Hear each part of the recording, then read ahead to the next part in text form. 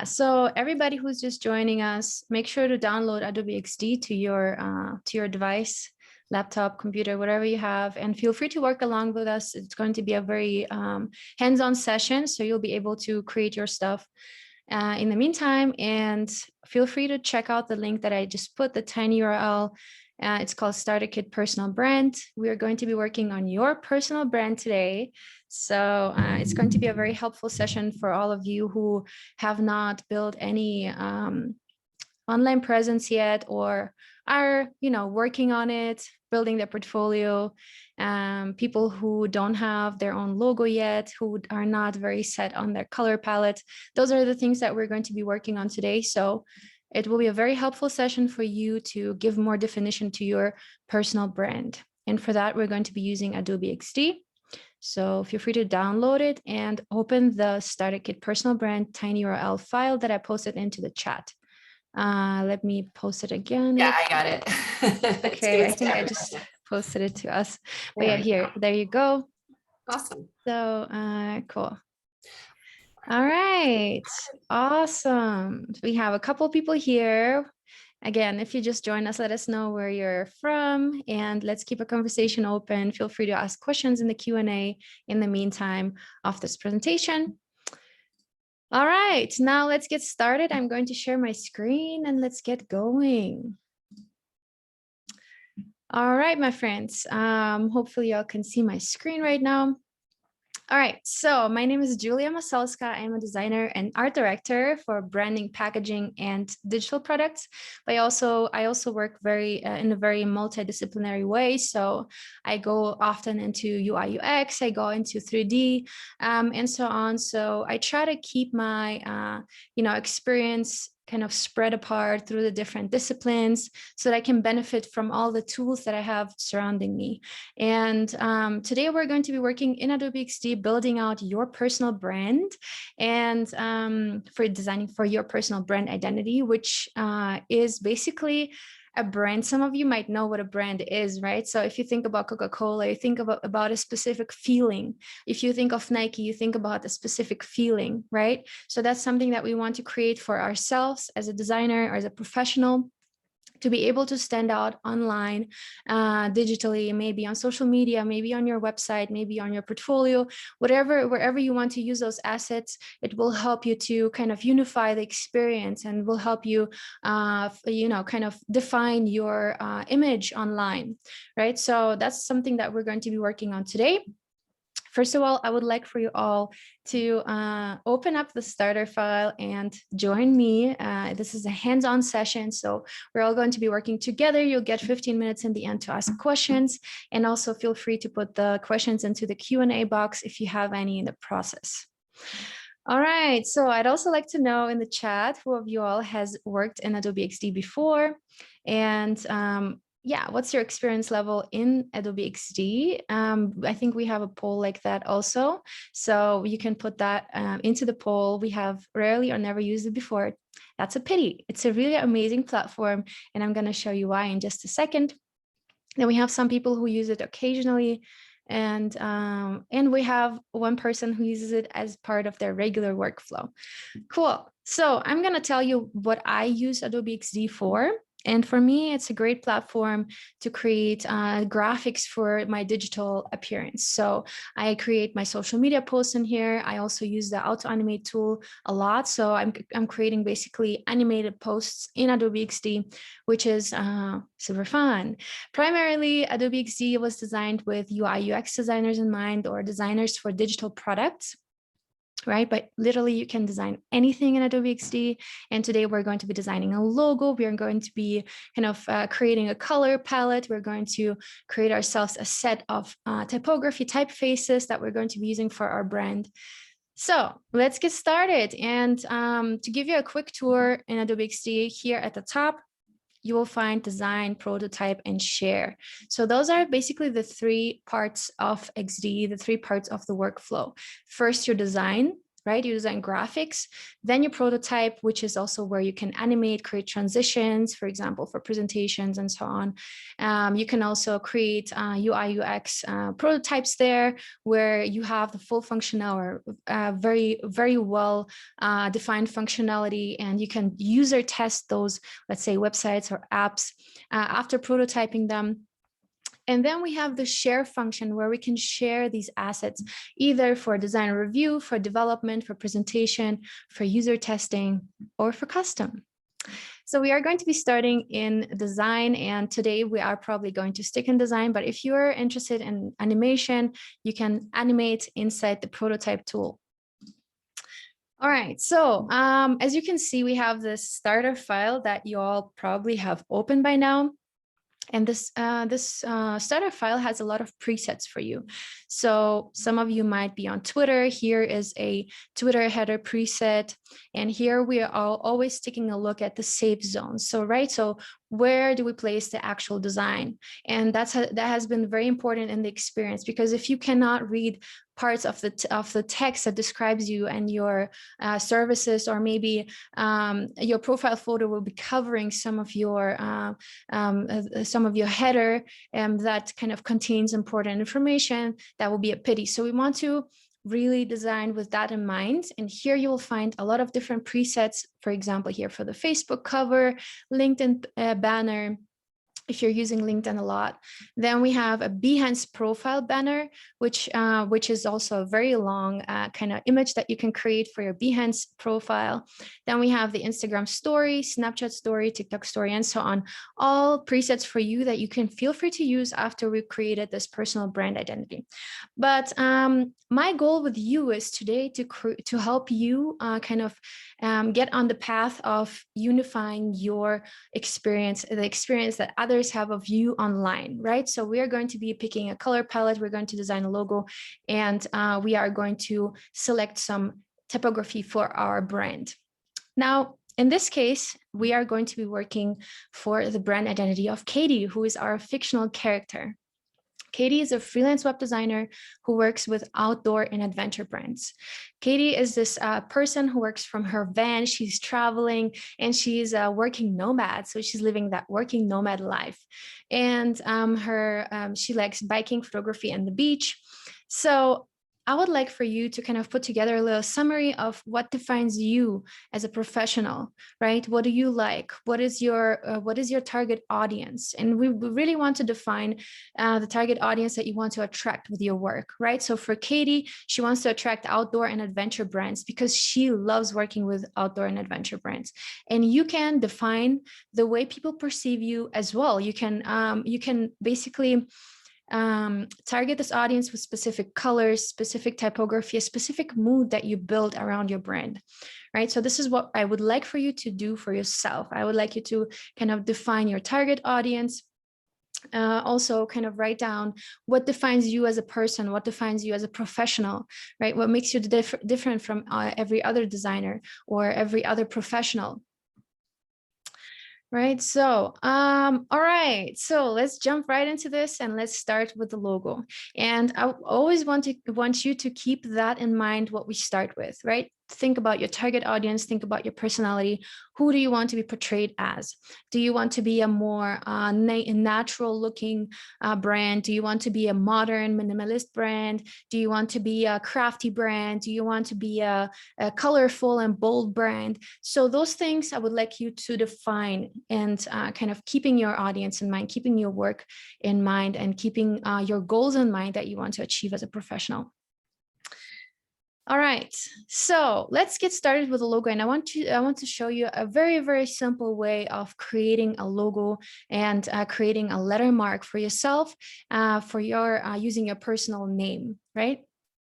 So we are going to create an artboard, and I'm going here into the artboard tool right there. By the way, we have our tool panel on the left side, and whenever we click any specific tool, let's say we are selecting the type tool and we're creating a window that we want to fill with typography, with a font, right, with text.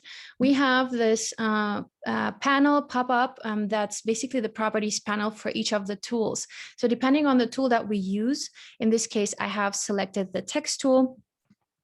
I'm going to be able to access different settings than when I'm, for example, working with a pen tool or with the selection tool, right? Also, depending on which object you are selecting, you will be able to select from different options in the properties panel. All right, so once we go onto the artboard tool, we'll be able to create a custom artboard, or we can also select some of the presets that we have. And XD is very well equipped with different presets that are very, very functional. So for example, we have presets for designing for digital products. Let's say we want to design for the Apple Watch. Of course, it's you know, the designer who designs the UX, a user experience in mind. So we have watch presets, we have Facebook posts, all the social media presets here. So we have the Instagram post as one of them, Instagram story, and so on. So clicking at one of these, you'll get an artboard preset just to the exact proportion, the exact size that you need for that specific digital asset, right? We also have web, for example. We have, if you want to design for a tablet or for mobile, we have all the different mobile phones, from iPhones to Google Pixel to Samsung Galaxy and so on. And we also have iPad here. So keep that in mind, that you have all the presets handy. You don't ever need to go onto Google and look up, hey, so what's an Instagram post? What's an Instagram story? You can just click onto those once you are in the artboard tool. Okay, so let's get started with this. And I'm going to put this artboard, or I'm going to draw my custom artboard at the top, and I already did it. So we have our artboard, and the artboard is basically just like a frame for our artwork that we can export later on, right? So we are going to be staying inside this artboard while we're designing. And we have some typography already here. So let's start with a logo, and then I'm going to show you how to select the typography for yourself, for your personal brand. Okay, so we're going to grab this typeface here that's already in the headline font, and it's called Rock Grotesque. I'm going to zoom in here real quick so you can see Rock Grotesque, and it's in a size 120, and it's extra light.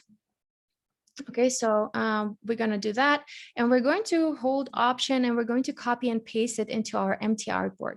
So now we have our text up here, right?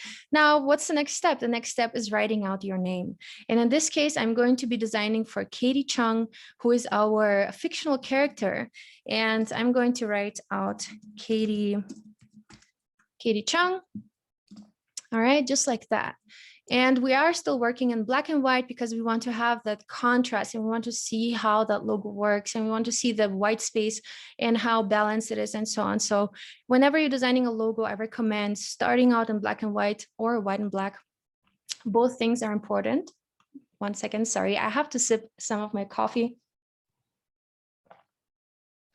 All right, so we have that. Now, this is going to be our basically like a name logo, right?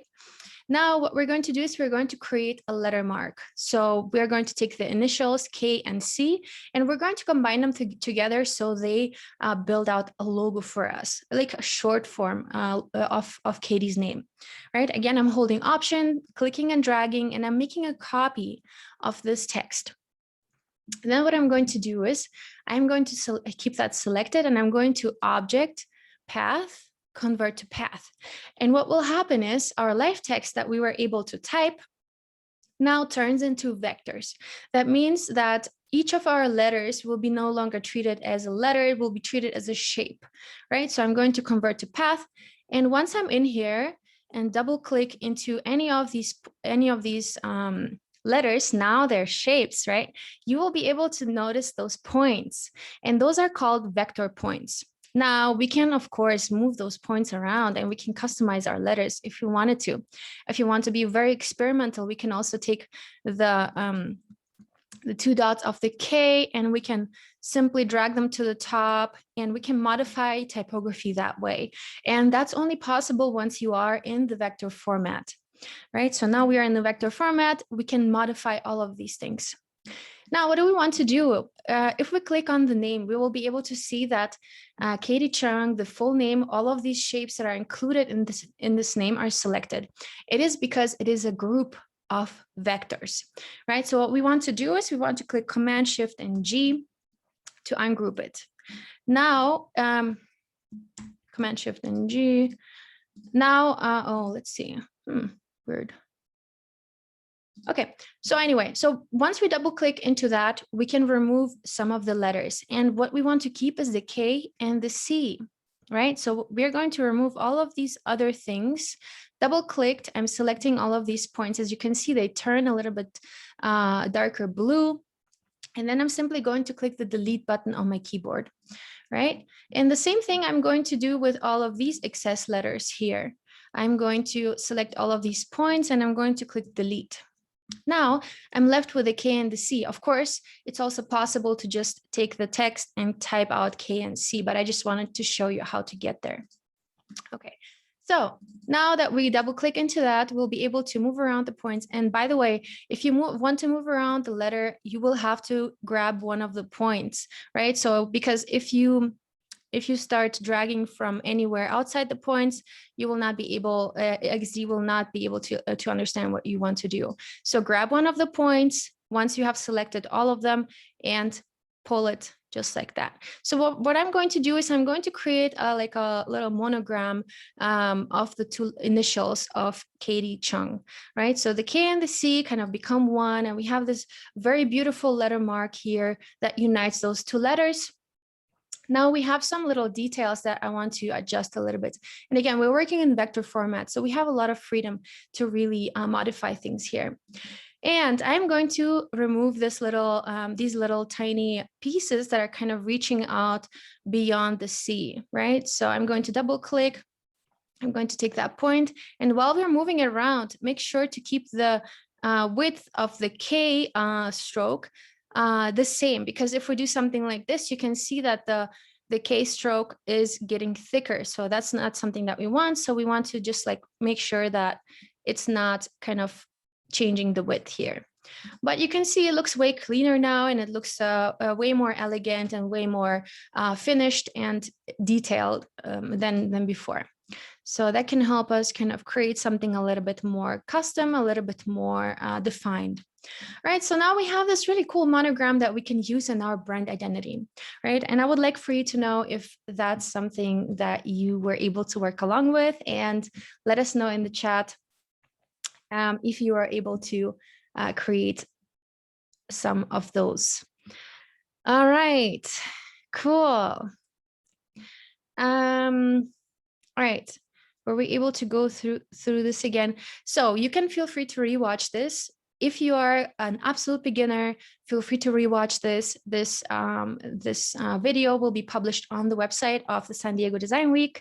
So yeah, there will be a replay, and you will get the chance to rewatch this and go step by step once again. But I'm really trying to go slow and really make it accessible for everybody. All right, so we have this monogram now, right? And I would like to see if you all have created yours. So we have our logo, right? We can also outline that one. We can go into object, path, and convert to path.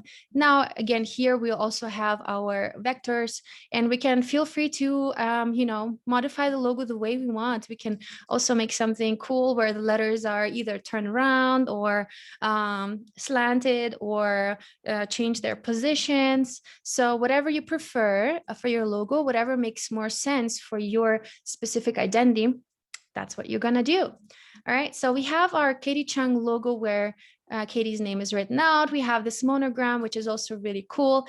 Now let's experiment how that will look like in dark colors. So what if the background will be dark? How would that look like? So I'm going to select these two, and I'm going to hold Option on my keyboard, click and drag to the side. And now I'm going to create a dark background. And right now I'm going to grab one of these colors. Again, holding Option, grab one of these colors, and we have these edges that we can pull and increase the size of our object. Now I can put this object to the back because right now it's kind of on the top of my logo. So I'm going to right click, send to back.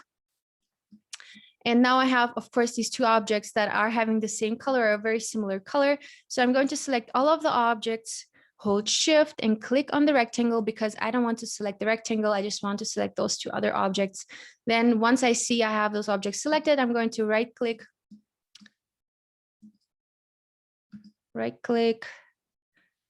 Oh, never mind. So we're going to have those selected and we're going to make those white colors so we can see the logo actually. All right, so we are going to go here into the fill on the right side. So once we have those two objects selected, you will have this side panel pop up with a fill. And here you will be able to adjust the border and the fill. So we're going to click on the fill and we're going to make it white, right? You can see there is this color, a color scheme here going from white to color to dark, right? So here, top left, we have the least color and the lightest. Bottom left, we have the darkest and the least color. And bottom right, we have the most color and the darkest. And top right, sorry, this is difficult. Top right, we have most color and the lightest, okay? So that's how that kind of works. And then of course we can change the hue here on the right side. So is the color more on the red side, on the blue side, and so on. So with that, we're going to be changing the whole color scheme that we can access over here, right? So once I kind of pull up and down this little circle, you can see that I can pick from different colors, right? And here we also have a little slider that will help us to decrease the opacity, which means we're making the object more transparent, right? So that's also something that we can do. Another thing that's really cool is in the color fill that we can not only select solid color, we can also select gradient. So if I click on that, we can select linear gradient. And now we can determine the beginning and the end of the gradient, right? So we can do something like, let's say we can select this this point over here, and we can use the letter I on our keyboard to sample any of the colors. And I can make that, for example, this color. Then I can click on the other end and I can use the keyboard letter I again for eyedropper. You can see I have the sample tool to sample colors, and I can select this lighter color, for example. But you can see we don't have a lot of contrast right now with this. So let's just go back to black for a second, because that's where we start when we're designing a logo. All right, so we have our logos in black and in white, but what about color? And what about finding the right typography for yourself? Now, I have a really, really great tool that I would like for you to experiment with, and it's called Adobe Fonts. So here we have a huge font library, which is called the Font Kit, and it's part of your Creative Cloud subscription if you have one, and you can access all of these fonts for free and you can use them in your projects. So here, once we go into fonts.adobe.com, I might also share this link in the chat so you all can access it right there. Okay, so here we'll be able to access all of these different typefaces, right? And here we have also an option for sample text. So I'm going to write Katie Chung. You can write out your name or the name of the business that you want to create the identity for. And you can preview the text in all of these different fonts. Now, I can also go in, and depending on who your target audience is and what's your kind of business character, what's your professional character, you can select from different categories. For example, clean, geometric, funky. So if you see yourself as a funky designer or funky professional and you want to be really experimental and fun, so you can go into the funky fonts and see what that will bring. This one is probably also really fun to experiment, the Gigante. And then we can also adjust the text size here and really preview our logo design, basically. We also have luxury if you're more of the luxurious designer. And also we have some more classifications here, like selecting between serifs and sans serifs, script fonts, mono, hand, and so on. So there's a lot of options to kind of select from. All right, so that's the tool that I would like for you to experiment with and really find your fonts. Now, what kind of fonts do we need, and how many fonts do we actually need for a brand? And I always recommend to go with 3 fonts for to begin with. And one will be the headline font. The headline font is basically used, if you ever saw a magazine, it's kind of like the title of the article. It's always really bold, really large, and it's something that you see at first, right? It's because it's bold and it's large, our eye perceives it first. That's why it's called headline. It's something that it's the first thing that we read right away. And for the headline, depending on the character of your business, you can select a font that has a lot of character, because you always use or usually use it as a large font. Here we have it at 120 font size. So headlines are always really large, which is the reason why we can be more experimental. It's not a small text that needs to be very well legible, right? So we can bring some character into the headline, and the headline will give our brand identity a character. Okay, so that's why here you can feel free to experiment. Here in Katie's case, we're sticking to something very minimalistic, and this typeface, as I said earlier, was called Rock Grotesque Extra Light, and I think it looks very minimalistic, very elegant. Now we have another variation of that same font. Can you imagine? These 2 fonts are the same font, are the same kind of font family.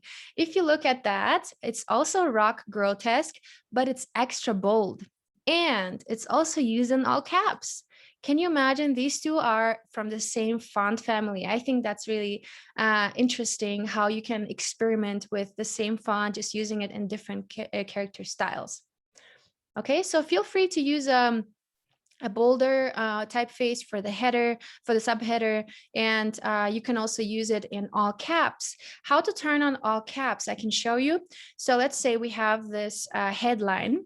I want to show you how to turn on so that it writes out in only capital letters. So we can go here. On the right side, again, we have this panel once we select one of our objects, and we have this tool where it says capitals, so uppercase. So once we click that, our text suddenly becomes uppercase. So that's something that you can experiment with. I'm going to leave the headline the way it is. Now, while in the headline and the subheader, we can be a little bit experimental. The body copy is all about functionality, because the body copy is going to be this very, very small printed type of text, right? So if we're reading a newspapers, magazines, they always use very simple, very easy to read fonts, right? So what if, for example, I had this font called Dulcinea as my body font. So the font that I use for large portions of text. It's really hard to read. It's for our eyes, it's very tiring, right? So we want to make it as easy as possible on the eye of anybody who reads our text. Or for example, if we have something like this, if we look at that closely, the letters are like jumping up and down, and they have those huge circles that maybe can be confused with an O. And then, the letters are all different sizes. And for our eye, it's really, really hard to read a text like that. So for the body copy, we are going to be using a very, very simple font like Acumen Pro. Acumen Pro is classic. Now, this is a sans serif font. We can also go with a serif font. A serif font looks a little bit more elegant and more classy. And there are also amazing serif fonts that are very well legible as well. So those are my recommendations for headline, subheader, and body copy. And I would like you to select those fonts for yourself and kind of define them, right? So what's the proportion between headline, subheader, and body copy? How much bigger will the headline be compared to the body copy? And in this case, the body copy even probably has to be a little bit smaller than that, because once we have a large portion of text, it all needs to fit on one page, right? We don't want to have large text there. So I would like you to check out fonts.adobe.com and select 3 fonts for yourself.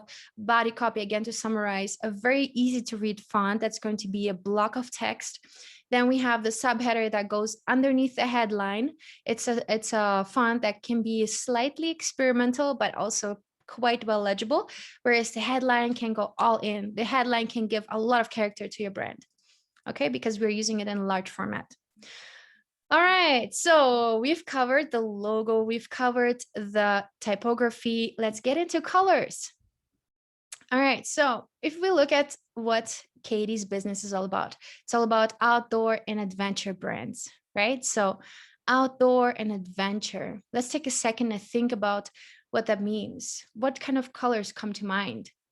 I'm constantly thinking, if I'm thinking of outdoor and adventure, I'm thinking of earthy tones. I'm thinking of all the things we see in nature, right? Like water, mountains, snow, green, flowers, and so on.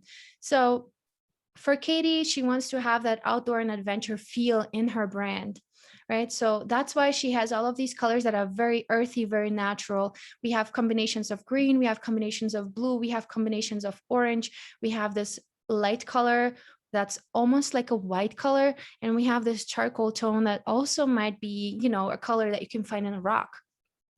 And blush can be a color you can find in snow, for example. So the whole color palette here that Katie has is very natural. Now, I want to show you a tool where you can find your color palette and get some inspiration. So let's go back here into our browser, and I'm going into color.adobe.com. And it's a really, really cool kind of way to get colors. And for color.adobe.com, you don't need no subscriptions. You can just go on and you can explore and find trends and get some inspiration. So what I like to do is I like to go to explore. Here you can really search for color palettes depending on keywords. So the keyword that you type up here at the top of the page will give you a lot of different color palettes that kind of reflect that mood, right? So let's type in outdoor. And when I type outdoor, the site will give me all of these colors that are outdoor inspired. So for example, here we have a very natural color palette. We have one right here. We have one that's all greens. We have one that's like a combination of blues. We have a combination of greens and browns. So all very earthy kind of tones, and you can find a lot of inspiration here.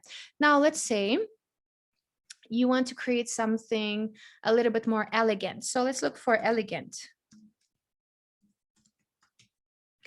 And when we type in elegant, we will have images that look a little bit more elegant. And that will, again, give us those colors that are used in those images.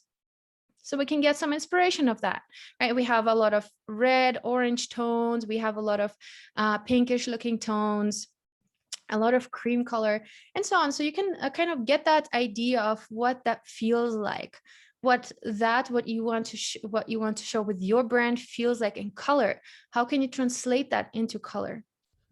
All right, cool. Let's see. Feel free to shoot the questions into the Q&A.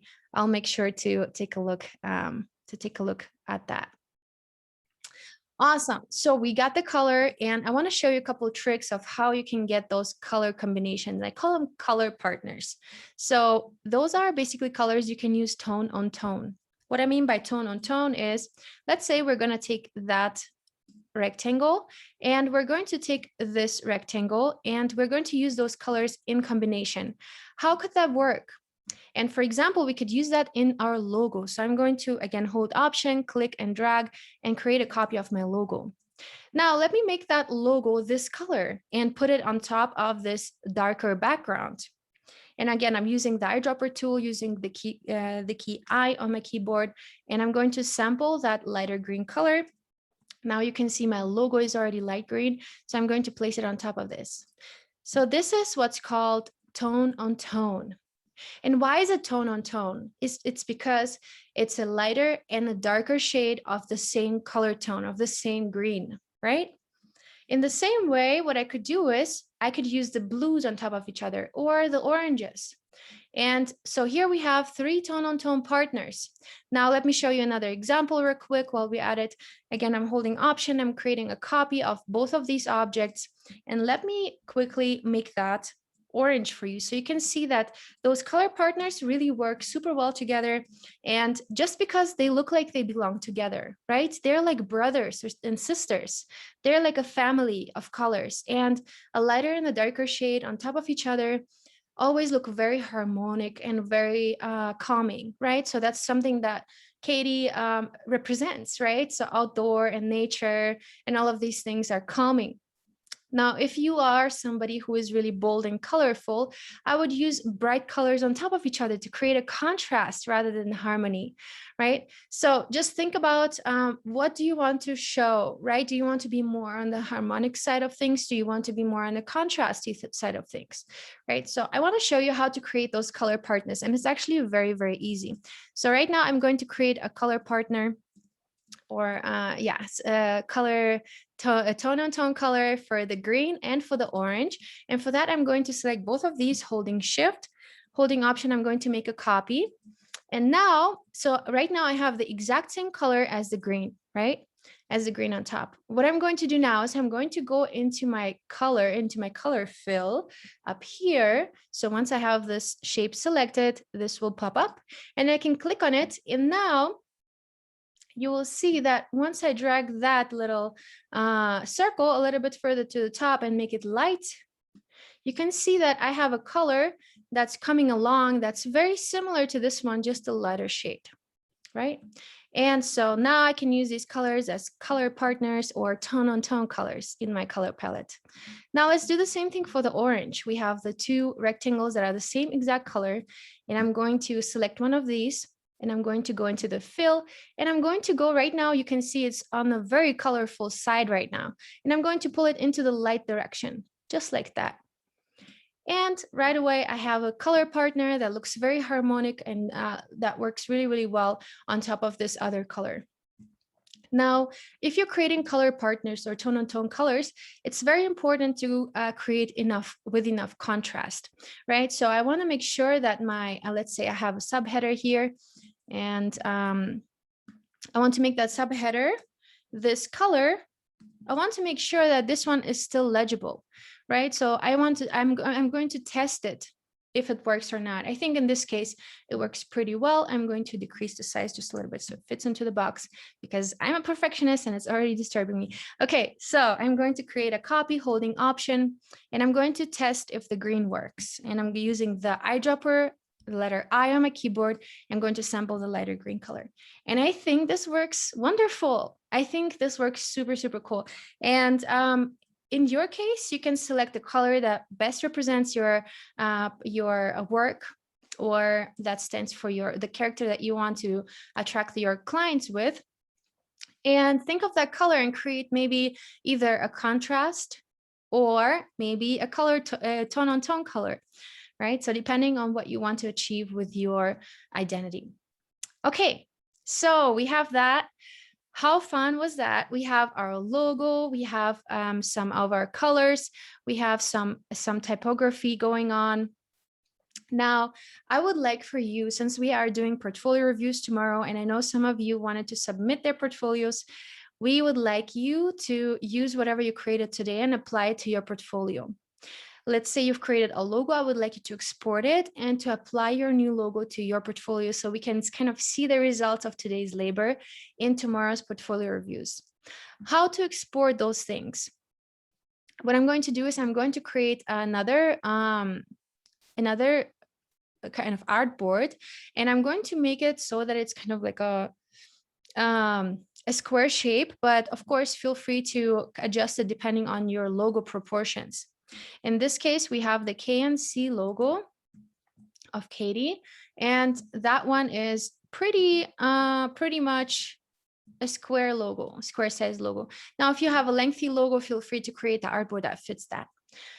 All right, so now if you want to export that as a PNG without a background, I'm going to go ahead and remove the fill up here. So I'm selecting the artboard. To select the artboard, click on where it says artboard, so the name of the artboard, and then you will be able to select the artboard, and then you go into the fill and you remove that. You remove the fill. Now we have a transparent background, and now we're going to go ahead and export it as a PNG. PNG is a very friendly format for, let's say, when you're designing a website or any digital products, in order to not have a background. You can also use images in PNG, but just keep in mind that a PNG can show transparency, right? So our background right now is transparent so that we only have the logo, and no matter which background we use in the back, the logo will not show any background, any frame, anything like that. Now, if you wanted to have a background color and you want to export it with a background color, feel free to add the fill color again, and you can also add one of your brand colors as a brand color, as a color for the background, right? So you can use the eyedropper tool and you can sample one of those colors. But for now, I want to show you how to export as a PNG. And for that, we're going to select the artboard and we're going to File, Export, Selected. All right. Now I'm going to be able to export it for design, web, iOS, Android. I'm going to select web, and here you can see that we can select in different options in our format. I recommend PNG for this in this case. Now, if you want to export a vectorized logo that later on can be adjusted, remember we had those vector points, you can use the format called SVG. That I always recommend if you're designing for a brand and the brand kind of wants to use a logo in different ways. So the SVG will be a good format to kind of share the logo with other designers that are going to be working on it further. A PNG is a pixel logo, right? So it's not scalable anymore. It's not that much scalable anymore as opposed to SVG. Now you also have PDF and JPEG, but for now we're going to stick to PNG and we're going to click export. And now I already have my logo exported to my computer and it's ready to go to put on my website. All right, so hopefully you were able to work along with me today. And we're going to get into some of your questions in a second. So feel free to export your logo, place it into your portfolio. Feel free to use any of these templates also. So if you have a, let's say a LinkedIn profile, feel free to create yourself a nice LinkedIn banner. And I want to quickly actually show you how to do that. So in this case, we have the artboard already preset. So what we need is very, very simple. We can create a background. So I'm just using a rectangle tool, just like so. By default, it comes with a border, but we don't want that. So we're going to unclick it. Now there is no border, but we also need to determine the fill of this, right? So now we have that shape selected and we can use the eyedropper tool, letter I, and we can sample any of our brand colors. Let's say this one. Now let's experiment a little bit with our logo. So I'm going to take the Katie Chung logo and I'm going to copy and paste it over here. And I'm going to make it a lighter color, maybe this blush. So I'm using the eyedropper tool with the key I again, and I'm going to make it blush because it's a background. You know, you want to make it soften up a little bit. Now what I'm going to do is I'm going to create a pattern out of my logo. And how to do that, we can click repeat grid, and we can pull this to the side and you can see our logo is repeating itself, right? So we can create a really cool pattern and we can also adjust the distance between those logos. We call it padding. And then you can also double click into the logo and you can still modify it. So if I, for example, double click into the logo, I can modify it and I can turn it into any direction, make it smaller or bigger. And then I can make a really, really cool pattern out of this. So let's pull this a little bit closer to the edge over here. And what I'm going to do is I'm going to take this pattern, take this repeat grid, and I'm going to pull it up until the edge, just like that. So it fills the whole background, right? Now I can also go in and adjust any of the copies of it, right? So I can go in and let's say make it a darker color and you'll be able to see that all the pattern adjusts. Cool. All right, so now we can export the LinkedIn banner and don't be afraid. Those lines over here are just guides. So they're not actual design elements and to remove them, I can pull them to the side and to pull one in for orientation, I can go here on top of the artboard. You'll be able to see that there is like a little hover element that pops up and I'll be able to put in some guides into my artboard. And again, we can export that exact artboard by going to File, Export, Selected. And we can export that one as a PNG as well for web. And again, I'm hitting export and it's ready to go. So I can place my LinkedIn banner into my LinkedIn profile. All right, cool. So it's time now for some questions. So if you have any questions, feel free to put them either into the chat or into the Q&A box. I'm going to look at one of the questions of Tanya. Tanya is asking, hi, Julie, I would love to hear your tips on distilling brand identity as a multidisciplinary artist. Those initial stages can be quite challenging when you're trying to define who you are without limiting yourself, but also without looking like you're all over the place. Thanks. That's a really, really good question. And I have to be honest, it took me a while until I understood how that works. I do have a personal brand identity very well defined right now, but I still have something like seasonal colors. So for example, I have like a primary color palette, and then there are some colors that I really love, let's say over a period of time. I might add them to my color palette, but I might also remove them later. So my brand identity is always shifting with what I want to represent.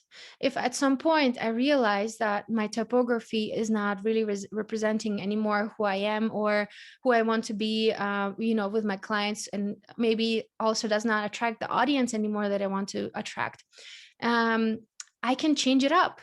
But the key is to start with something. So you can create a color palette like this one. By the way, for a color palette, I recommend 5 to 8 different color tones.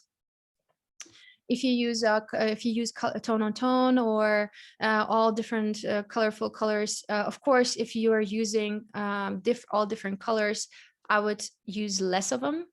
Whereas here we're doing tone on tone, so these colors are kind of similar to each other. Those you can do more, right? And then one tone that's really, really dark, one tone that's really, really light to create that contrast. All right. But my recommendation is to start with something. Create yourself a mood board, pull in some images of what kind of branding you enjoy and what works in your context.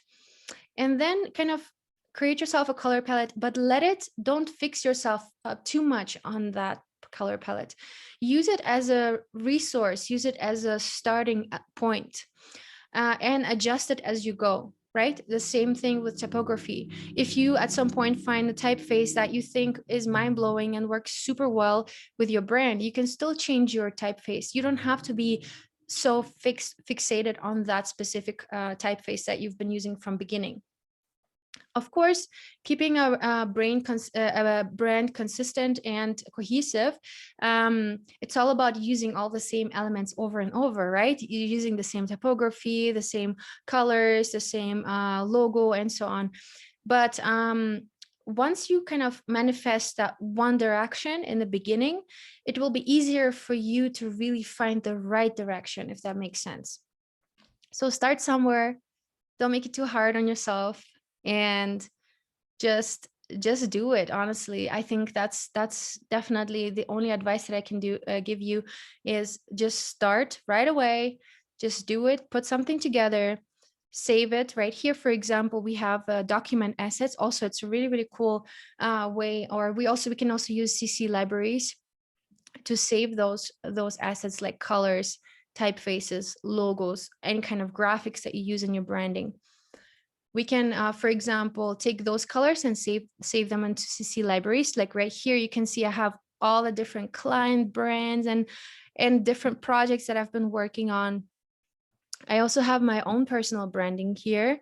Let me see where it is. Yeah, right here. So here I have my color palette. I have some graphics, my logo. I have different other graphics that I can just pull in from my library. You can see I have this really cool little smiley element that I always use in my posts, and it's like kind of like a reoccurring graphic. Then I also use a lot of Adobe logos that I use to kind of promote any type of events. I also have this type of smiley. And when I'm creating, I'm kind of just like putting together a different combination every time of all the things that I already have, right? So just start with a CC library, put yourself together a primary color palette, secondary color palette, any kind of logos or even character styles. I also have character styles here that I'm reusing over and over. So yeah, that's definitely a good start. And then you can still learn as you go and modify as you go. All right. Let me know if we have any more questions. All right. So I hope you all were able to participate and to go step by step with me. again, as I was saying, tomorrow we have a portfolio review. So please submit your portfolio, and maybe we can share the link of where to submit the portfolio in the chat so that everybody knows. And yeah, this is all part of, yeah, go ahead. Sorry. I'm going to see if I can grab that link. Okay. So yeah, if you, I think the portfolio reviews are for Adobe residents, but if you have worked on your portfolio and you want some tips and tricks, feel free to connect with me as well. You can find me on Instagram at Julia Masalska.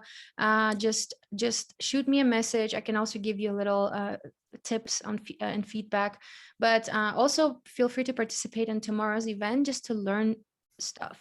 Just look at other people's portfolios and learn how they kind of structuring their work. And we are going to have a bunch of different very experienced designers and artists reviewing the portfolio. So it's going to be a really exciting session with very experienced people.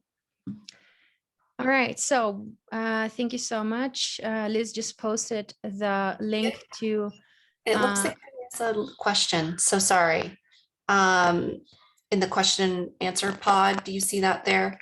It says, I would love to hear your tips on yeah, distilling brand. Yeah, oh, you did that one. Just went through that. Yeah. Sorry. Okay, I'm gonna answer that.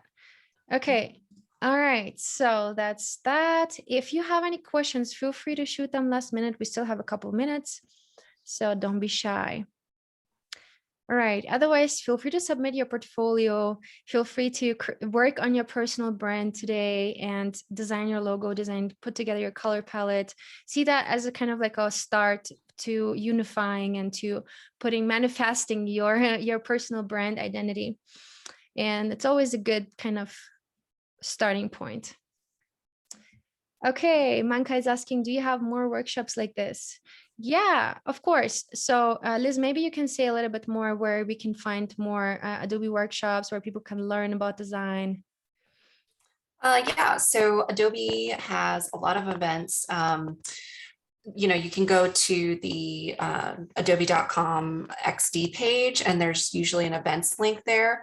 If there's nothing there right now, I would highly suggest signing up for Adobe Max. Adobe Max is going to have a ton of content and workshops that you can sign up for free. So go to Adobe, or I think it's max.adobe.com. Yeah, exactly. It's a fantastic event for about 3 days that you can sign up for workshops.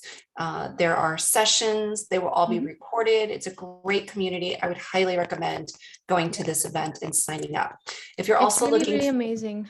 Really amazing.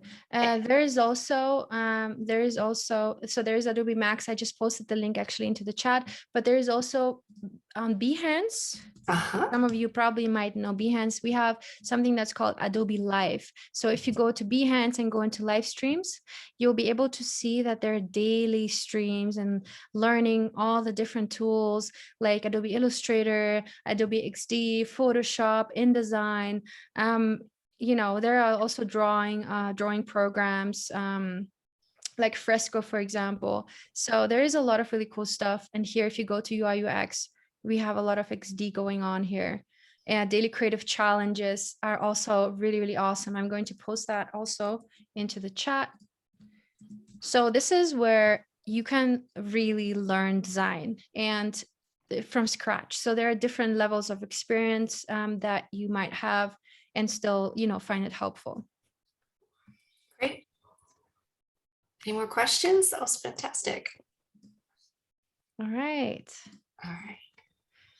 Well, thank you. Thank you so much, Julia. This was awesome. You did an amazing job. I learned something new today myself. Yay, that's really cool. That's great. And yeah, again, feel free to connect. Feel free to, if you have any questions today and you want to submit your portfolio, it's at Julia Masalska on Instagram. And from there, you will also find out more about future events that I'm doing. So yeah, feel free to reach out with any questions. And thank you all so much for joining us today. I know you all are in different time zones. So this was really great. Thank you.